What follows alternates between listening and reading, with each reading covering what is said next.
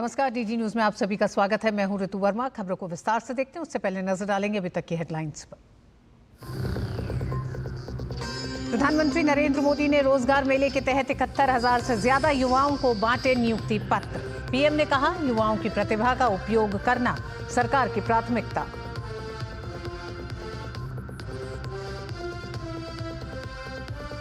दिल्ली में विधानसभा चुनाव को लेकर घमासान तेज। भाजपा ने आम आदमी पार्टी के खिलाफ जारी किया आरोप पत्र। बिजली, पानी, स्वास्थ्य, यमुना की सफाई और भ्रष्टाचार जैसे मूलभूत मुद्दों पर राज्य सरकार को घेरा।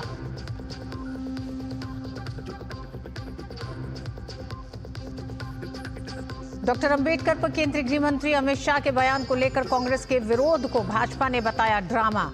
कांग्रेस नेताओं पर लगाए डॉक्टर अंबेडकर के अपमान का आरोप। बाबा साहेब के साथ किए गए दुर्व्यवहार और अपमान के लिए कांग्रेस से माफी की मांग की। यूपी सीएम योगी आदित्यनाथ ने प्रयागराज में महाकुंभ की तैयारियों से जुड़े टेंट सिटी और मेला सर्किट हाउस का किया निरीक्षण। दशाश्वमेध घाट की भी गंगा आरती। मेला क्षेत्र के लिए 7 स्तरीय सुरक्षा व्यवस्था की तैयारी। आपदा और डूब से बचाने के लिए 200 करोड़ रुपए के उपकरण तैयार। और उत्तर भारत में शीतलहर ने पकड़ी रफ्तार। हिमाचल प्रदेश में 3 दिन तक शीतलहर का ऑरेंज अलर्ट। शिमला और आसपास के क्षेत्रों में बर्फबारी और दिल्ली एनसीआर में आज सुबह हुई बूंदाबांदी से गिरा पारा।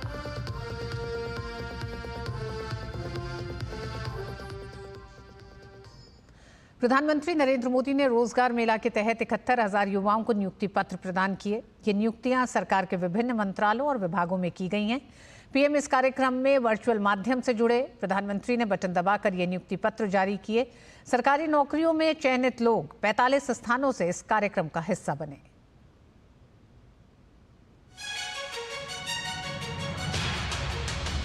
विकसित भारत में युवाओं के सामर्थ्य और प्रतिभा का भरपूर उपयोग सुनिश्चित करते हुए प्रधानमंत्री नरेंद्र मोदी ने एक और रोजगार मेला के तहत हजारों युवाओं को पक्की सरकारी नौकरी के नियुक्ति पत्र प्रदान किए।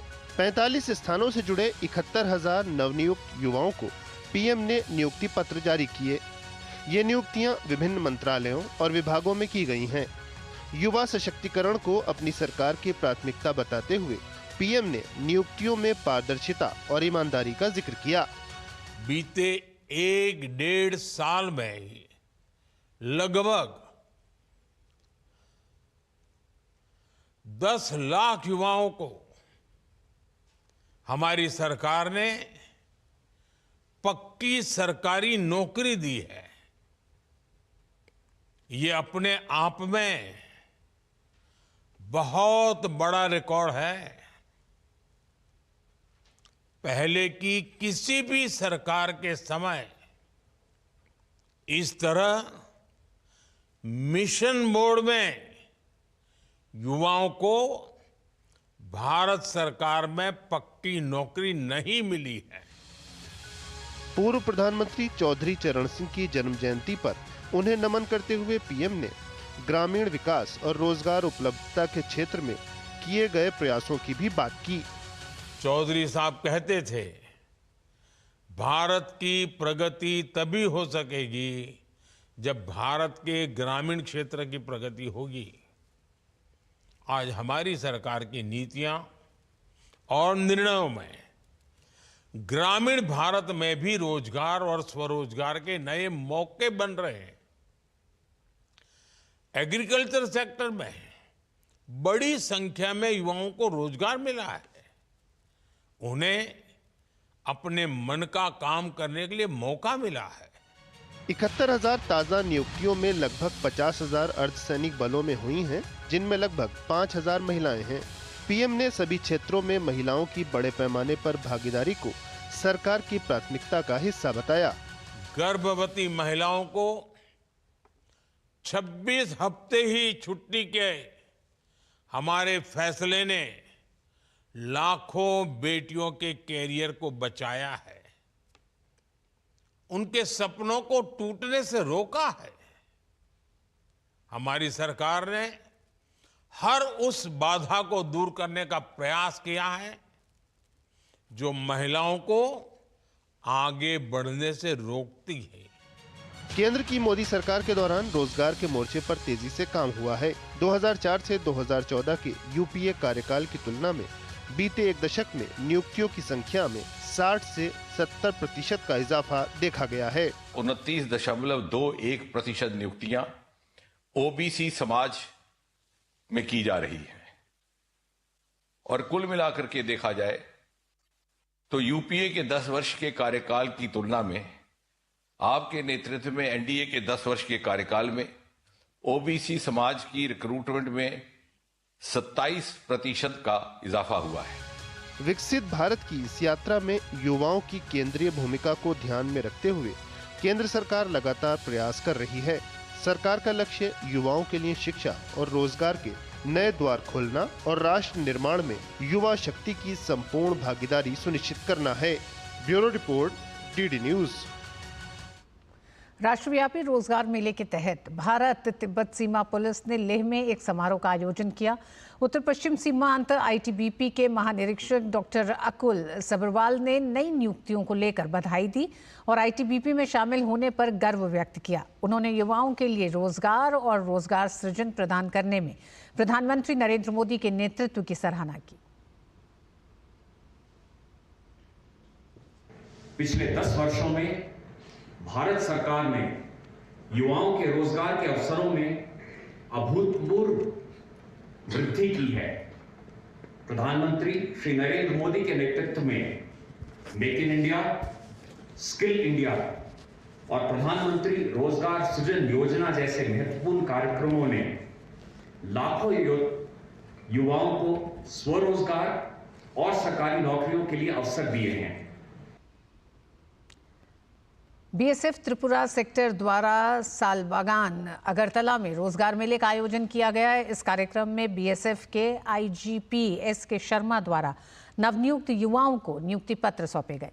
रोजगार मेले में त्रिपुरा के कुल 637 रंगरूटों को नियुक्ति पत्र प्राप्त हुए।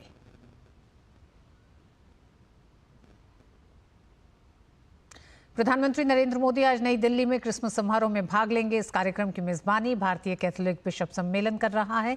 प्रधानमंत्री कार्डिनल्स, बिशप और चर्च के मुख्य सदस्यों सहित ईसाई समुदाय के प्रमुख नेताओं के साथ बातचीत करेंगे। Catholic bishops conference of India की स्थापना 1944 में हुई थी और ये संस्था पूरे भारत में सभी कैथोलिकों के साथ मिलकर काम करती है।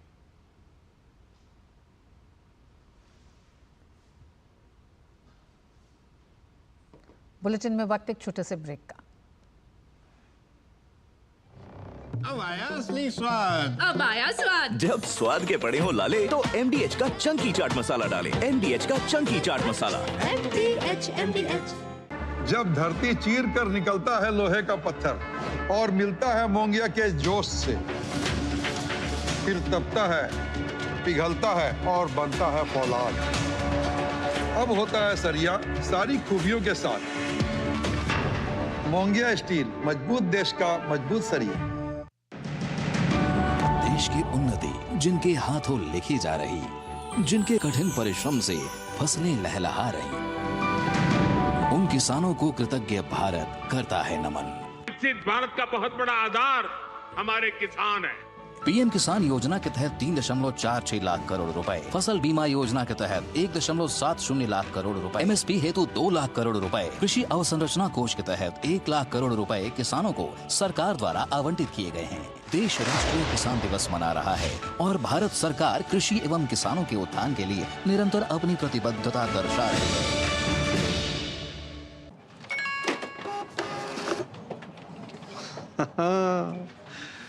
मान लो आपके बॉस का मैसेज आए कि इमरजेंसी है, अभी का अभी गिफ्ट कार्ड और वाउचर खरीद के पर्सनल मेल पर भेजो। क्या करोगे? भेज दोगे?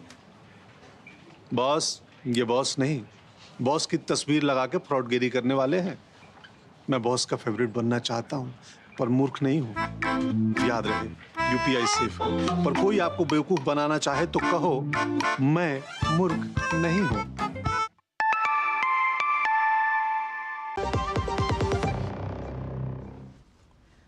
रक्षा मंत्री राजनाथ सिंह ने सिरसा में हरियाणा के पूर्व मुख्यमंत्री चौधरी ओम प्रकाश चौटाला को श्रद्धांजलि दी। रक्षा मंत्री राजनाथ सिंह ने कहा कि वो 5 बार हरियाणा के मुख्यमंत्री रहे और उन्होंने हरियाणा की जनता की सेवा की। विशेष रूप से उन्होंने किसानों की जो सेवा की है वो कृषि जगत के लोग भूल नहीं सकते हैं। 5 बार वह हरियाणा राज्य के मुख्यमंत्री रहे और उन्होंने हरियाणा की जनता की सेवा तो की ही और विशेष रूप से किसानों की उन्होंने जो सेवा की है उसे कृषि जगत से जुड़े हुए लोग कभी भूल नहीं सकते हैं। वो बड़े बाप के बेटे थे, लेकिन राजनीतिक क्षेत्र में उन्होंने अपनी अलग से एक पहचान बनाई और उनकी बेबाकी, निर्भीकता और संवेदनशीलता से मैं बेहद प्रभावित था और मेरे तो उनके साथ बहुत ही गहरे रिश्ते थे। उत्तर प्रदेश के प्रयागराज में होने वाले महाकुंभ की तैयारियों को देखने के लिए मुख्यमंत्री योगी आदित्यनाथ प्रयागराज पहुंच गए हैं। मुख्यमंत्री योगी ने महाकुंभ मेला 2025 से पहले प्रयागराज में टेंट सिटी और मेला सर्किट हाउस का निरीक्षण किया। साथ ही मुख्यमंत्री योगी ने दशाश्वमेध घाट पर भी गंगा आरती की। 13 जनवरी 2025 को पौष पूर्णिमा के पहले स्नान पर्व के साथ ही महाकुंभ की शुरुआत होगी। इस बार के महाकुंभ के लिए यूपी सरकार ने विशेष तैयारियां की हैं। इस बीच उत्तर प्रदेश के पुलिस महानिदेशक प्रशांत कुमार ने महाकुंभ की तैयारियों को लेकर प्रेस कॉन्फ्रेंस की। कुंभ की तैयारियों पर डीजीपी ने कहा कि मेले के दौरान किसी भी तरह की अप्रिय घटना से बचने के लिए प्रशिक्षित लोगों के साथ साथ तकनीक का भी प्रयोग किया जा रहा है। इसे लेकर प्रशासन अलर्ट मोड पर है।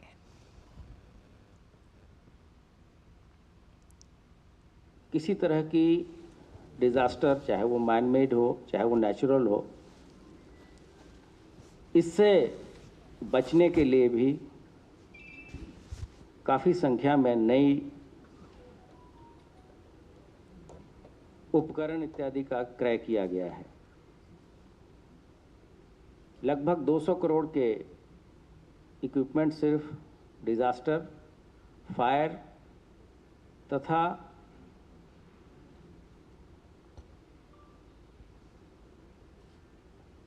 लोगों को डूबने से बचाने के संबंध में जो उपकरण इत्यादि होते हैं उसके लिए किए गए हैं। महाकुंभ के दौरान श्रद्धालुओं को किसी भी तरह के साइबर अपराध से बचाने के लिए भी प्रशासन मुस्तैद है। यूपी पुलिस इस सिलसिले में लगातार केंद्रीय एजेंसियों के साथ मिलकर कार्य कर रही है। साइबर सुरक्षा से संबंधित सभी डाटा को एजेंसी एक दूसरे के साथ साझा कर रही है। साइबर वर्ल्ड पे भी विशेष ध्यान दिया जा रहा है, जिसमें साइबर सिक्योरिटी और साइबर क्राइम दो बहुत बड़े मुद्दे हैं। हमारी अपनी जो साइबर वर्टिकल है उसके लोग लगातार लगे हैं तथा भारत सरकार की जो भी एजेंसियां इन चीज़ों से संबंधित हैं वो उन चीज़ों को देख रही हैं और पूरे साइबर स्पेस को सेफ करने के लिए भी मेला प्रशासन तथा भारत सरकार की विभिन्न एजेंसियों की मदद ली जा रही है और इस संबंध में सभी स्टेक होल्डर्स के साथ विस्तृत चर्चा की गई है। उत्तर प्रदेश का संबल जिला चर्चा का विषय बना हुआ है। यहाँ कूपों का मिलना लगातार जारी है। संबल के प्रसिद्ध श्री क्षेमनाथ तीर्थ मंदिर परिसर में 30 फीट ऊंची हनुमान मूर्ति के पास एक कुआं मिला है। इसमें 8 फीट तक पानी भरा हुआ है। इस कुएं पर पक्का फर्श बनाकर पाट दिया गया था। रविवार को महंत बाल योगी दीनानाथ और श्रद्धालुओं ने इस फर्श को तोड़कर कुएं के अंदर पानी देखा। ये संबल का पहला कुआं है जिसमें पानी मिला है। महंत बाल योगी दीनानाथ ने बताया कि संबल में और भी कुएं निकले हैं, लेकिन ये पहला कुआं है जिसमें पानी मिला है। इसे जो है तीर्थ नीमसार के नाम से जाना जाता है, जो कि नैमिषारण्य तीर्थ का उपतीर्थ है, जो कि 68 तीर्थों में से प्रमुख तीर्थ जो है वो यही है, नीमसार तीर्थ। और यहाँ पर सिद्ध शिरोमणि बाबा क्षेमनाथ जी की समाधि है। कूप यहाँ ही नहीं पूरे संबल में प्रकट हो रहे हैं। अब आप एक बात बताइए, तीर्थ नगरी संबल है तो संबल में कूप नहीं प्रकट होंगे, तीर्थ नहीं प्रकट होंगे तो और क्या प्रकट होगा? ये तो सब बाबा क्षेमनाथ जी की चेतना है। बाबा क्षेमनाथ जी कृपा करने वाले हैं, इन्हीं का ही आशीर्वाद है जो कि ये कूप प्रकट हुआ है। संबल के चंदौसी में राजस्व विभाग द्वारा कराई गई एक जमीन की खुदाई के दौरान मिली बावड़ी का काम आज भी जारी है। संबल की चंदौसी कोतवाली क्षेत्र के लक्ष्मणगंज में बावड़ी वाले कुएं के नाम से प्रसिद्ध स्थान पर नगर पालिका परिषद की मदद से तहसील प्रशासन ने खुदाई कराई। इस दौरान प्रशासन को नीचे 4 कमरे नुमा स्थान मिला। संभल के जिलाधिकारी के मुताबिक ये 400 वर्ग मीटर एरिया और बावड़ी तालाब के तौर पर दर्ज है। प्रशासन द्वारा धीरे धीरे खुदाई करवाई जा रही है, जिससे इसके स्ट्रक्चर को नुकसान न पहुंचे। वर्तमान में ये 210 वर्ग मीटर है, जिस पर अतिक्रमण हटवाया जाएगा। बताया जा रहा है कि ये बावड़ी लगभग 125 से 150 वर्ष पुरानी है। और बाबा साहेब के नाम पर शुरू हुआ विवाद थमने का नाम नहीं ले रहा। कांग्रेस पार्टी पर भाजपा लगातार हमलावर है। संसद परिसर में राहुल गांधी द्वारा की गई धक्का मुक्की और झूठे वीडियो को फैलाने सहित कई मुद्दों को लेकर भाजपा ने प्रेस कॉन्फ्रेंस की। भाजपा के वरिष्ठ नेता रविशंकर प्रसाद ने कांग्रेस पर हमला करते हुए कहा कि बाबा साहेब के नाम पर राजनीति करने वाली कांग्रेस ने बाबा साहेब को इस्तीफा देने पर मजबूर किया। आखिर क्या वजह रही कि इस्तीफे के बाद भी बाबा साहेब को सदन में कांग्रेस पार्टी ने बोलने नहीं दिया? रविशंकर प्रसाद ने कहा कि कांग्रेस ने अंबेडकर का जो अपमान किया है, उसके लिए देश से माफी मांगी। डॉक्टर अंबेडकर को इस्तीफा देते समय बोलने नहीं दिया गया। बाद में उन्होंने स्वयं उसको रिलीज किया और आज हमारे पास डॉक्टर अंबेडकर का वो बकायदे full text of his resignation letter है। कांग्रेस पार्टी बताए कि डॉक्टर अंबेडकर का त्याग पत्र को क्यों नहीं पब्लिक डोमेन में आने दिया गया, क्योंकि उसके आने से जवाहरलाल नेहरू की पगड़ी उछलती। भाजपा ने कांग्रेस पार्टी पर डॉक्टर अंबेडकर के साथ बदसलूकी करने का आरोप लगाया। भाजपा नेता रविशंकर प्रसाद ने बाबा साहेब डॉक्टर अंबेडकर के त्यागपत्र को सार्वजनिक करते हुए कहा कि कांग्रेस ने उन्हें त्यागपत्र देते समय बोलने नहीं दिया। अपने शब्द नहीं कह रहा हूं, आज मैं उनके शब्द कोट कर रहा हूं और उसमें उन्होंने नेहरू जी के बारे में क्या क्या नहीं कहा है। पहला कहा है कि मैं सबसे योग्यतम था, मैं फिनांस में था, मैं इंडस्ट्री में पढ़ा हुआ था, मुझे एक भी उससे मिला जुला विभाग नहीं दिया गया, मुझे एक भी सीरियस पार्लियामेंट्री कमेटी में नहीं दिया गया, मुझे लॉ मिनिस्ट्री दी गई, उसमें भी ईमानदारी से काम नहीं करने दिया गया। हिंदू कोड बिल जो हम इतना गंभीरता से ला रहे थे, उसको नहीं पूरे करने दिया गया। शेड्यूल्ड कास्ट और शेड्यूल्ड ट्राइब को उचित सेफगार्ड और संरक्षण नहीं दिए गए, और दिए गए किसको? तो खाली मुस्लिम्स को। दिल्ली विधानसभा चुनाव से पहले भाजपा ने अरविंद केजरीवाल और आम आदमी पार्टी सरकार पर सियासी हमले तेज कर दिए हैं और इसी कड़ी में भाजपा सांसद अनुराग ठाकुर, दिल्ली भाजपा प्रमुख वीरेंद्र सचदेवा और अन्य पार्टी नेताओं ने अरविंद केजरीवाल और आप सरकार के खिलाफ आरोप पत्र जारी किया। इस दौरान अनुराग ठाकुर ने आरोप पत्र का विमोचन किया, जिसका नाम दिया गया है चार्जशीट। अनुराग ठाकुर ने इस दौरान केजरीवाल की नाकामी और घोटाले गिनाए। उनका कहना था कि केजरीवाल सरकार के 10 साल हो गए, लेकिन सिर्फ बवाल हुआ है और जनता बेहाल हुई है। केजरीवाल जी ने वायदे क्या किए थे? क्या थे केजू के झूठे वायदे?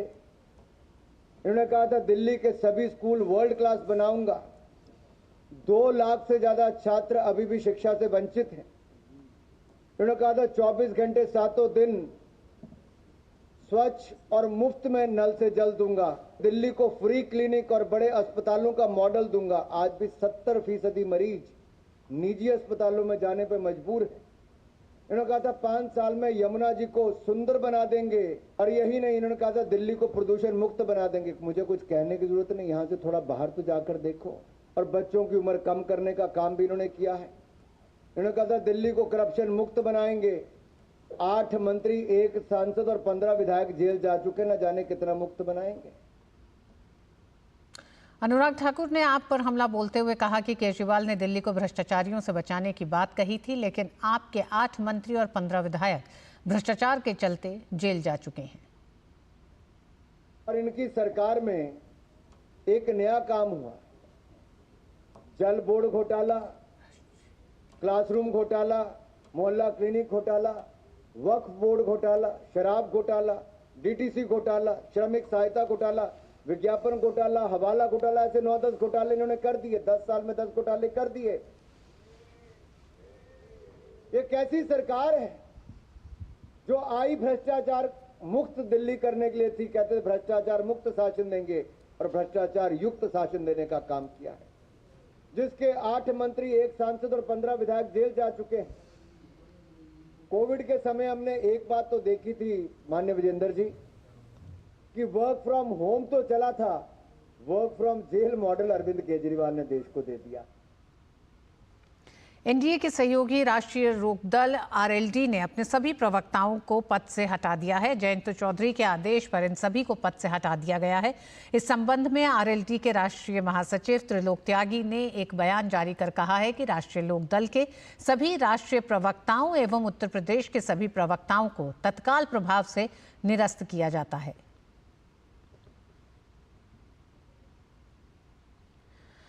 केंद्रीय गृह मंत्री अमित शाह नई दिल्ली में 37वां सूचना ब्यूरो एडवांसमेंट व्याख्यान में उन्होंने भाग लिया। दरअसल ये व्याख्यान इंटेलिजेंस ब्यूरो द्वारा हर वर्ष आयोजित किया जाता है, जिसका उद्देश्य अपने कर्मियों को व्यावसायिकता के उच्चतम स्तर को बनाए रखने के लिए पुनः समर्पित करना है।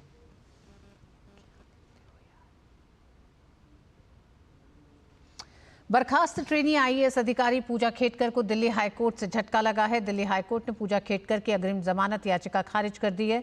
पूजा खेटकर पर यूपीएससी परीक्षा 2022 के लिए फर्जी दस्तावेजों से दिव्यांग आरक्षण लेने और अपना नाम बदलकर अधिकतम प्रयासों की सीमा से बचने के आरोप हैं। हाईकोर्ट ने कहा है कि पूजा के माता पिता प्रभावशाली लोग हैं और फर्जी दस्तावेज हासिल करने में इनके रसूख का इस्तेमाल भी किए जाने की आशंका है। व्यापक जांच के लिए पुलिस को पूछताछ करना जरूरी है। और बुलेटिन में वक्त एक छोटे से ब्रेक का।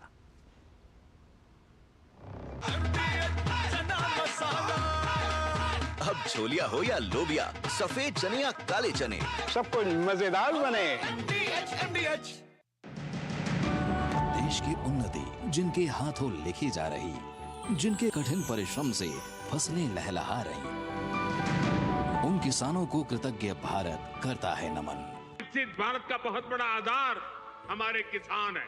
पीएम किसान योजना के तहत 3.46 लाख करोड़ रुपए, फसल बीमा योजना के तहत 1.70 लाख करोड़ रुपए, एमएसपी हेतु 2 लाख करोड़ रुपए, कृषि अवसंरचना कोष के तहत 1 लाख करोड़ रुपए किसानों को सरकार द्वारा आवंटित किए गए हैं। देश राष्ट्रीय किसान दिवस मना रहा है और भारत सरकार कृषि एवं किसानों के उत्थान के लिए निरंतर अपनी प्रतिबद्धता दर्शा रही है। मेरी पसंद, मेरी पसंद, मेरी पसंद, मेरी पसंद, हमारी पसंद, हम सबकी पसंद। मजबूत देश का मजबूत सरिया मोंगिया स्टील। पहाड़ों में बर्फबारी और मैदानी इलाकों में बारिश की वजह से पूरा उत्तर भारत शीतलहर की चपेट में है। दिल्ली एनसीआर और आसपास के क्षेत्रों में सुबह की शुरुआत हल्की बारिश के साथ हुई। सुबह सुबह हुई बारिश ने सर्दी का सितम और बढ़ा दिया है। हरियाणा के कई जिलों में भी हल्की बारिश हुई है, जिसकी वजह से लोग कड़ाके की ठंड की मार झेल रहे हैं। ऊपर से बारिश ने ठिठुरन और बढ़ा दी है। बढ़ती ठंड में लोग कई लेयर पहनकर घरों से बाहर निकल रहे हैं। उधर हिमाचल प्रदेश में क्रिसमस और नया साल मनाने के लिए जा रहे पर्यटकों के लिए खुशखबरी है। क्रिसमस से पहले राजधानी शिमला सहित आसपास के क्षेत्रों में बर्फबारी शुरू हो गई है। बर्फबारी अभी हल्की है, लेकिन इसके होने से पर्यटकों में काफ़ी खुशी है। बर्फबारी की वजह से प्रदेश के तापमान में भारी गिरावट दर्ज किया गया है। मौसम विभाग ने 29 दिसंबर तक हिमाचल प्रदेश में मौसम खराब रहने की संभावना जताई है। उधर कश्मीर घाटी इस समय जबरदस्त शीतलहर की चपेट में है। घाटी में डल झील पूरी तरह से जम गई है और आधा इंच मोटी बर्फ की परत बनी है। रात का तापमान लगातार रिकॉर्ड तोड़ रहा है और यहाँ के लोग कांगड़ी, हमाम और बुखारी जैसे पारंपरिक तरीकों से सर्दी से बचने का प्रयास कर रहे हैं।